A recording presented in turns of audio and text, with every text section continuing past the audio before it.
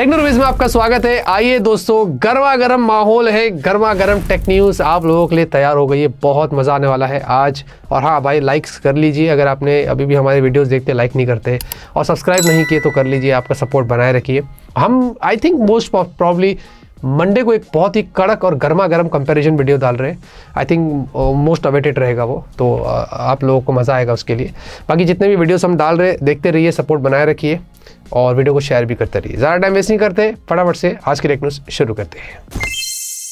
पहले कैमरे की शुरुआत करेंगे मोटोरोला एज 60 और एज 60 प्रो। ये दोनों ही स्मार्टफोन्स 10 सर्टिफिकेशन पर लिस्ट हो चुके हैं। दोनों का फर्स्ट लुक भी बाहर आ गया है। दिखने में हमेशा से मोटोरोला के फ़ोन्स एक जैसे ही है, एक तरीके का मोनोटोनी मोटोरोला ने बना के रखा है कि हमारे फ़ोन सब जगह जाओ तो लगना चाहिए कि ये हमारा ही फ़ोन है।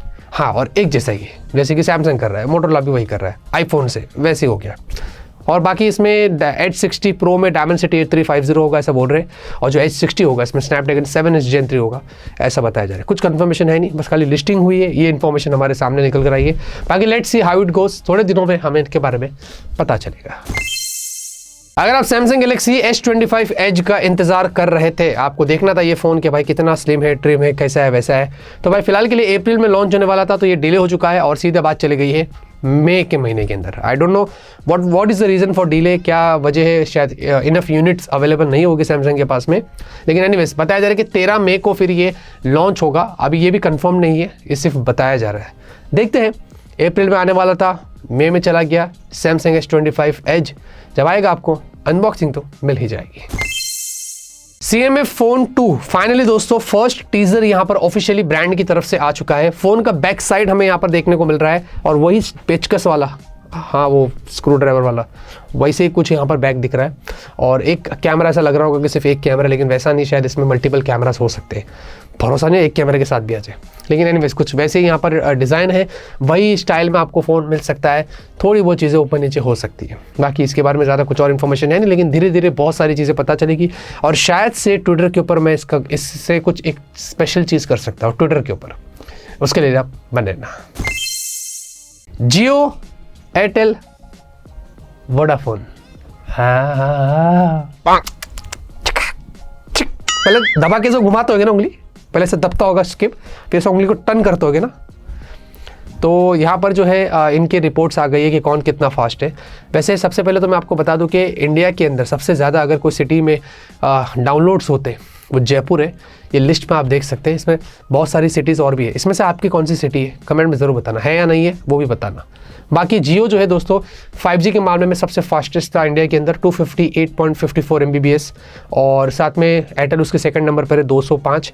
वोडाफोन कहीं गिनती में भी नहीं है, क्योंकि वोडाफोन हमें पता रोता रहता है। और उसके अलावा भी फिक्स्ड अगर कनेक्शन की बात करें तो उसमें भी यहाँ पर जो बताया जा रहा है कि जियो ज़्यादा है। अच्छा, जियो ओवरऑल सबसे ज़्यादा है स्पीड के मामले में, मतलब 5G डेटा के बारे में। और स्ट्रीमिंग की अगर बात करें तो एयरटेल यहाँ पर जो है वो सबसे बेटर है। तो ये सारी रिपोर्ट्स यहाँ पर निकल कर आई है। इसी से रिलेटेड एक सवाल पूछना चाहता हूँ, क्या बताइए कि आप जियो, एयरटेल, वोडाफोन, BSNL कौन सा सिम कार्ड इस्तेमाल करते हैं इनमें से, कमेंट में ज़रूर बताना। Samsung Galaxy tab S10 fan addition और फैन एडिशन प्लस ये ग्लोबली लॉन्च हो चुके हैं। इनके प्राइसेस बाहर आ गई है, सारी इन्फॉर्मेशन आ गई है। जो फैन एडिशन है वो बेसिकली 10.9 इंच है, 90 हर्ट्ज और LCD डिस्प्ले। पता नहीं why did Samsung choose LCD इस प्राइस रेंज पर। और आपको 8000 mAh की बैटरी है, जो कि कैपेसिटी भी मुझे बैटरी की थोड़ी कम लगी है। और जो फैन एडिशन प्लस है ये 13 इंच की डिस्प्ले है, 90 हर्ट्ज LCD ये भी है, और ये 10,090 mAh की बैटरी है इसके अंदर, या 10,900 सॉरी ऐसे कुछ है। और दोनों में Exynos 1580, ये भी आई डोंट नो सैमसंग ने क्यों डिसाइड किया। एनीवेज वाईफाई सेल्यूलर दो अलग अलग ऑप्शन है, और इनकी जो प्राइसेस है वो 43,000 से स्टार्ट होती है, ये अप टू 70-75,000 तक जाता है। ये सिर्फ ग्लोबल है, इंडिया में भी कुछ पता नहीं है कि क्या प्राइस होने वाली है, इंडिया में कब लॉन्च होगा इसके बारे में भी कुछ नहीं पता है।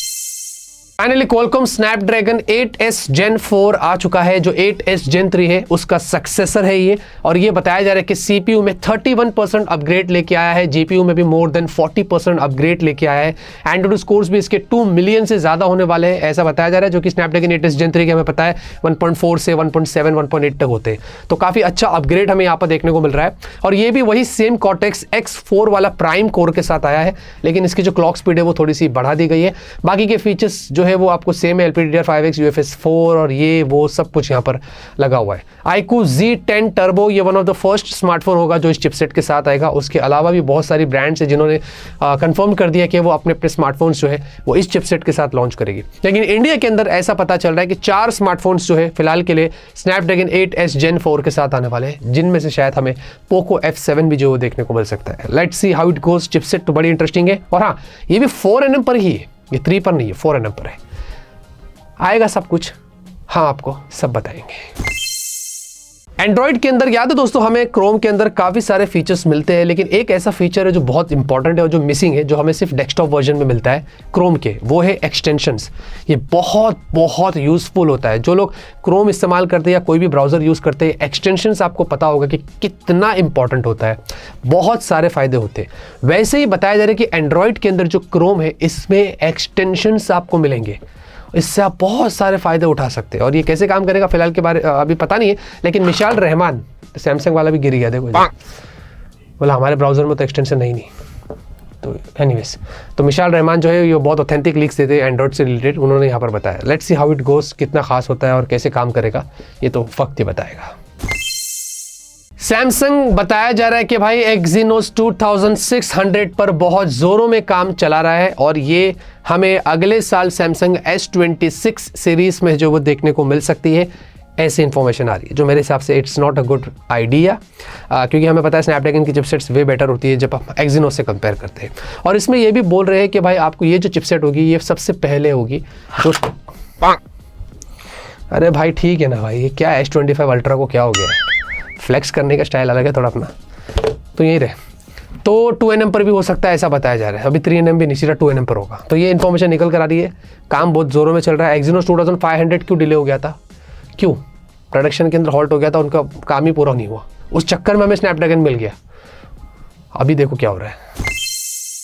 Alcatel Alcatel Alcatel Alcatel Alcatel Alcatel itel, आप थोड़ा दिमाग में आया ना, एक ही बात है।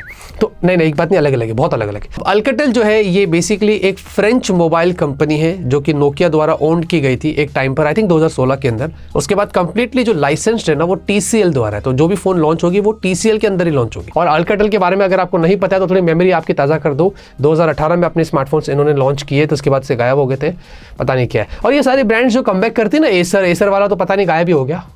जो ये सब लॉन्च करते हैं ना, इनके आफ्टर सेल सर्विस के अंदर बहुत लफड़े हो जाते हैं। अभी एक सारी ब्रांड्स इंडिया में स्टैब्लिश्ड हो गई है, वो कर रही है। अभी ये लोग नए लोग आ रहे हैं, फिर एक जस्टिफिकेशन करना, फिर एक मतलब ये सब बहुत डिफिकल्ट हो जाता है। तो लेट्स सी, अल्काटेल बोल रहे स्टाइलिश के साथ में अपना एक स्मार्टफोन इंडिया में लॉन्च कर रहा है प्रीमियम कैटेगरी के अंदर। अरे भाई कौन लेगा इतना महंगा फ़ोन, जब आएगा ना हमारे पास भी, जब आएगा सब बताएंगे आपको।